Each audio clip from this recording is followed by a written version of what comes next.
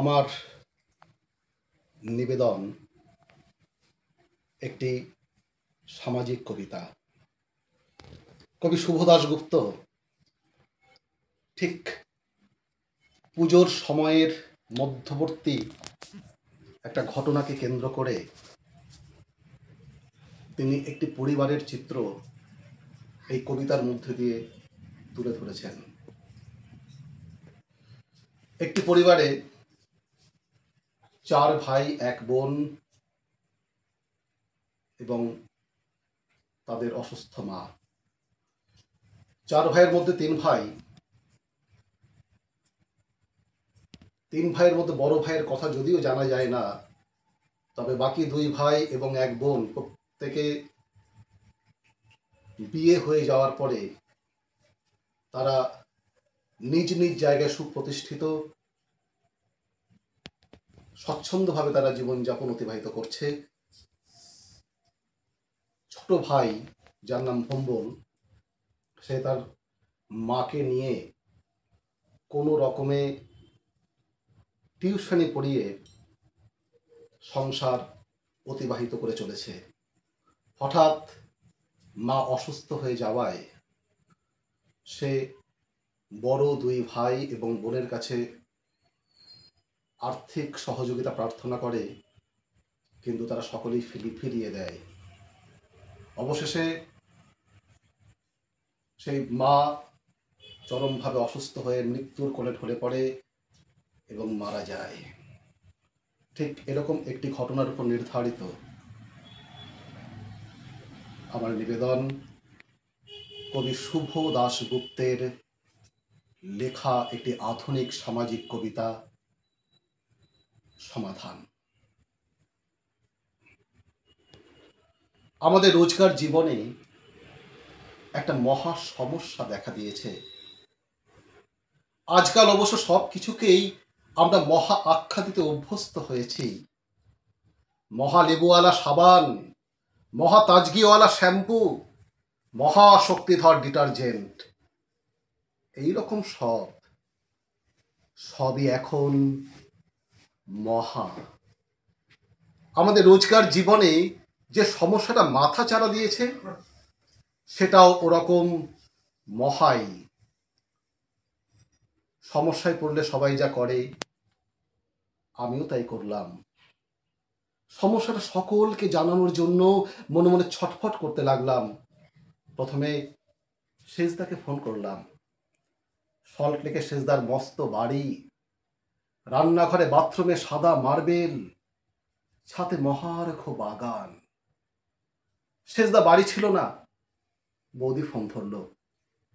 Hello, কে? ও ভম্বল, কি খবর? তুমি তো আর আসোই না। শোনো বৌদি, একটা সমস্যা হয়েছে। জানি অলরেডি শুনেছি, কিন্তু ভম্বল, আমরা তো এবার পঞ্চমীর দিনই চলে যাচ্ছি। জানো, এবারে উটি যাচ্ছি। উফ, ভাবলেই আমার গায়ে কাঁটা দিচ্ছে। কত সিনেমা শুটিং হয়েছে ওখানে। জানো তো, উটিতে না মিঠুনের একটা হোটেল আছে।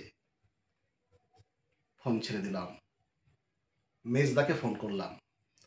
মেজদা অধ্যাপক মানুষ, ঘোরতর বিপ্লববাদীও বটে। গলার আওয়াজ অমিতাভ বচ্চনের মতো গম্ভীর। হ্যালো, কে? ভম্বল? ও, তো সেই সমস্যা। হ্যাঁ শুনেছি, বাট আই এম হেল্পলেস। পুজোর পরেই আমাদের একটা কনফারেন্স আছে বম্বেতে, তাই এবার আমরা পুজোর ছুটিতে বম্বে যাচ্ছি। একেবারে কনফারেন্স সেরে ফিরবো। এবারটা তুই একটু ম্যানেজ করে নে ভম্বল। ফোন কেটে গেল। আমি আমার একমাত্র আদরের বোন তপতিকে ফোন করলাম। তপতিকে আমি টেপি বলে ডাকি। টেপি, তুই অন্তত আমার সমস্যাটা, ছোটদা প্লিজ, তোর এই সমস্যাটা আমাকে ট্রান্সফার করিস না। তুই তো জানিসই গত 3 বছর আমরা কোথাও যেতে পারিনি। ওর তো ছুটিই মেলে না। প্লিজ ছোটদা, এবার আমরা আন্দামান যাচ্ছি। তোর ভাগ্নিরাও খুব নেচে উঠেছে। প্লিজ ছোটদা। ফোন রেখে দিলাম। পাবলিক বুথ, অনেকগুলো পয়সা গচ্চা গেল। বুথ থেকে বেরোতেই পাড়ার অনিমেষদার সঙ্গে দেখা হলো। কিরে ভম্বল, এত রোগা হয়ে গেছিস কেন? এখনো তোর চাকরি বাকরি হলো না? তোর দাদারা সব এত বিগ শট, তাও? আমি কিছু না বলে ট্রামে উঠে পড়লাম। তারপর সন্ধ্যের মুখে 18 নম্বর নস্করপাড়া লেনের মান্ধাত্তার গলিতে ঢুকলাম। গলির মধ্যে একটা ভাড়া বাড়ির ভাঙাচোরা ঘরে আমি আর আমার মা থাকি।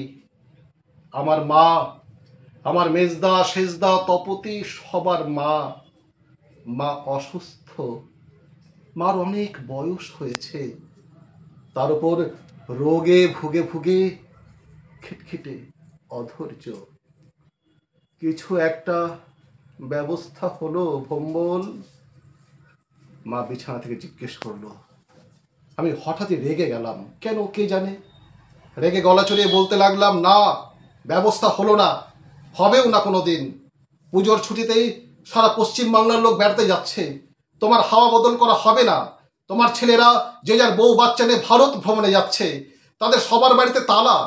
পুজোয় তুমি এখানেই থাকবে, এই 18 নম্বর নস্করপাড়া লেনের এই অন্ধগুলির স্যাঁতসেঁতে ঘরে তুমিও থাকবে, আমিও থাকবো।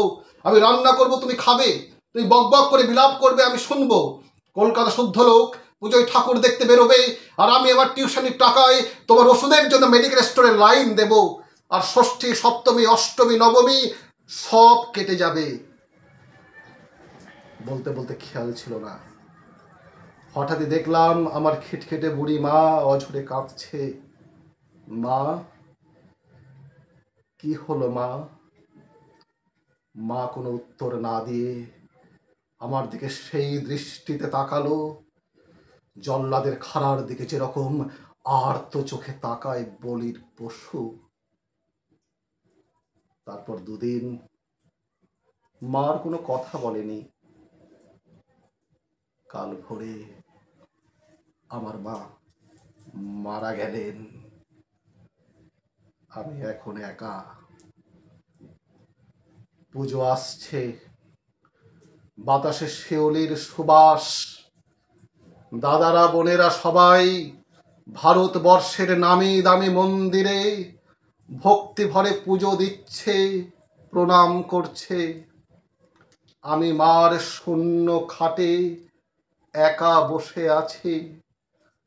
একতলার এই ছোট্ট ঘরটায় কেমন যেন মায়ের গায়ের গন্ধ।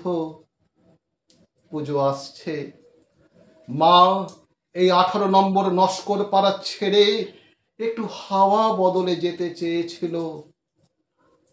এখন শরতের হাওয়ায় হাওয়ায় শুধু মায়ের গায়ের গন্ধ।